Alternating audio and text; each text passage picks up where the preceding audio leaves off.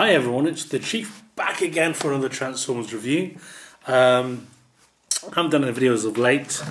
Unfortunately my brother went into hospital with pneumonia, and so my time over the last few weeks has been spent back and forth between his city and mine. But luckily he's on the med now, he's out of hospital, out of the intensive care, and hopefully getting better. So that allows me to go back into my reviewing mode. And what do I have for you today? Well, as you can already guess by the title, I've got Generation 1 Scourge. This is not the Target Master variant. This is the original Generation 1 86 movie Scourge. What many people call him as a shell former. Pretty much because there's an outer shell hiding all the innards of the robot inside. In terms of the look of the vehicle, it's obviously a futuristic Cybertronian space thing. It's probably the best way to describe it. It looks like, I don't know, either some sort of iron to iron your clothes, or some sort of weird shoe, because there isn't really a lot to it. You know, these were meant to be the sweeps with Scourge. I mean, I know everyone's got their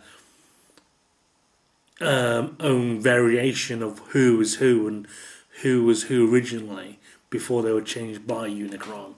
I've got my own theories, but I'm keeping them to myself. But, you know, going back to 1986, when that first movie, when that movie came out, and we watched the killing off of all these Decepticons in one swoop to be replaced by essentially two characters. So I think you had about 6-7 characters thrown out of the ship, and we got a choice of two people, two characters, which was Scourge and Cyclonus. So yeah, pretty much raw end of the deal there, because my thinking at the time anyway was, how do I know who is who, as in between the sweeps and Scourge himself. And even looking at the cartoons, you can't think, well, he could pretend to be him because they look identical. Oh, something on the lights there. You know, but looking at, you know, there isn't really a lot you can say about it. I mean, it looks nice, don't get me wrong. You know, it kind of reminds me of 1960s knick-knack of what they presumed the future would look like. You know, how the Jetsons, excuse the lighting, I think I've got a loose bulb or something. Sorry. Yeah, how the Jetsons had their space cruisers with a bubble. You know, you kind of can imagine that. You'll just need that kind of like little bubble there to kind of like fit into that, you know, futuristic look of how the cars would look in the future from the past. But I mean, I really don't have much to say about it. It's blue, it's darker blue, and it has 3 little pods on the top. But at the same, you know, I would say that's more of a street vehicle than a flying vehicle, purely just at the design of it. It has no wings. I mean, it obviously has this sort of propulsion system at the back there for forward thrust. But again, I would say that's for you know, I couldn't see this thing flying. I would, you know, I just can't, you know, in terms of, you know, believability. I would see this as more as a land vehicle. In fact, I'm looking at this now, and I'm thinking Star Wars. You know, these are not the droids you're looking for. That's the kind of vehicle that would be, you know. So yeah. And there isn't a lot of detail to it. I mean, as I said, it's got the rear thruster there. There's no cockpit of sorts on show there. I'm guessing these two front there would be where missile launchers would be, and it's got the 3 kind of laser cannons on the top there. Not much detailing. I mean, at the top end itself there, it is very sleek. I must say that. You know, it's, you know, one could say, yeah, there's nothing on there. You know, there's no patterns, no designs, nothing at all. But it is very, very sleek. If sometime in the future, you know, this would be the kind of concept car you would imagine that, you know, they would have, without having loads of rivets or patterns or designs on it. You know, I'm assuming, you know, in the design process they would design something where, you know, where looks did matter, but it's based on performance, and this would be a work vehicle, like a white van. You know, a removals van of sorts. Well, not removals, couldn't fit a lot in there, but, you know, do you know what I mean? It's a working vehicle. That's what I would say that was, as opposed to a flying saucer of sorts. You know, underside wise, a little bit of kibble, not a great deal. It has wheels so it can roll along, and that's it really. On with the transformation. Very, very simple.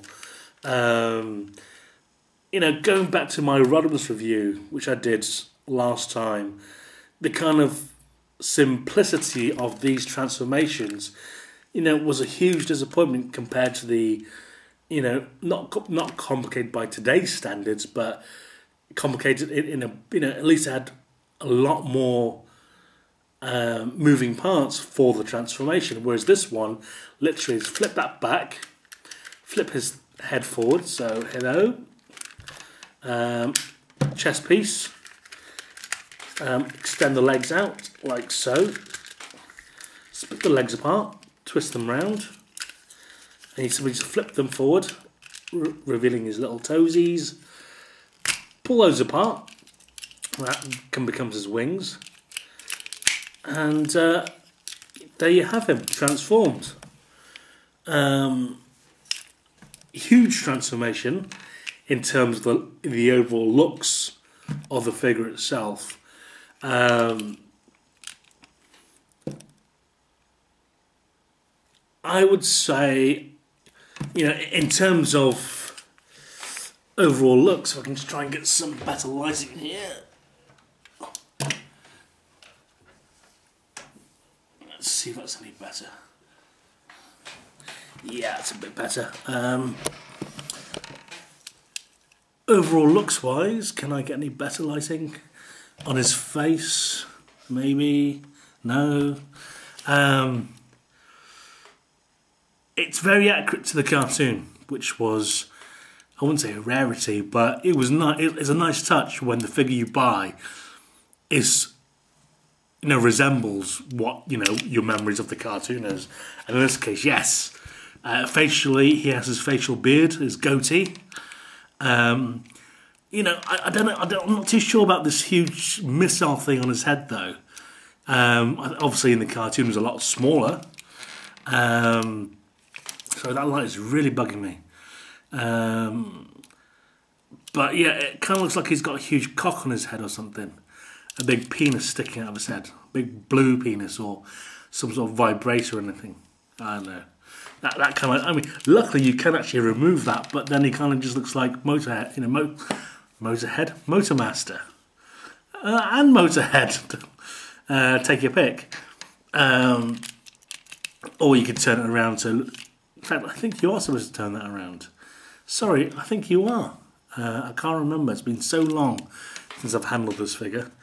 But yeah, in terms of articulation-wise, brilliant. Look, he bends at the elbows. And he turns around. He's only hindered by his wings, you know,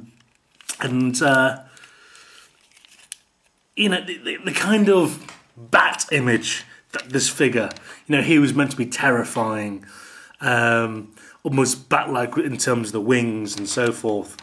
And you know, if they had added an extra hinge on there or something, it would just set the figure apart, I think, from the rest.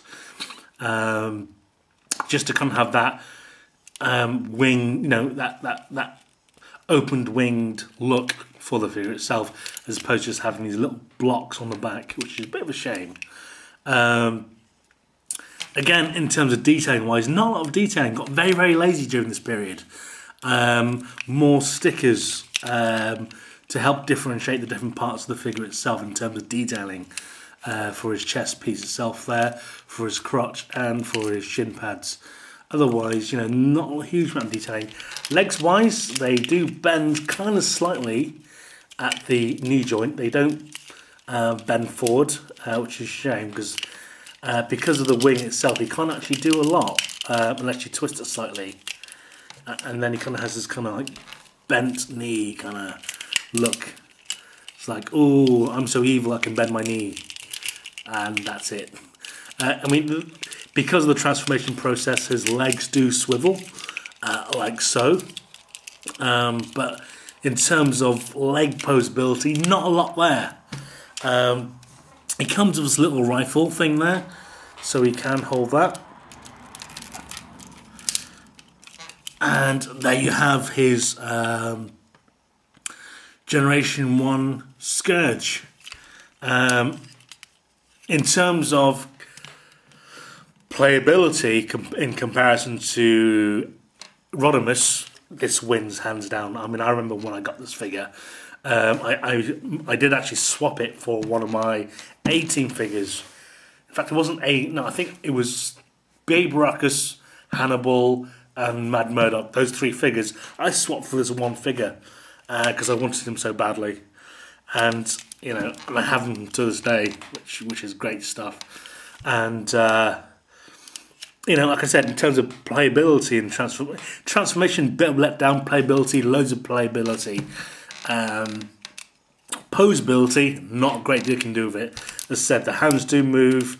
They can rotate up and down, bend at the elbow, but what you've eventually got is a classic zombie mode, where you can't even do anything with the legs at all, which is a bit of a shame. But definitely one to have on your shelf. As iconic as Rodimus, no. As important as Rodimus, maybe. But yeah, if you can find one of these guys floating around at a reasonable price, I would say definitely pick them up.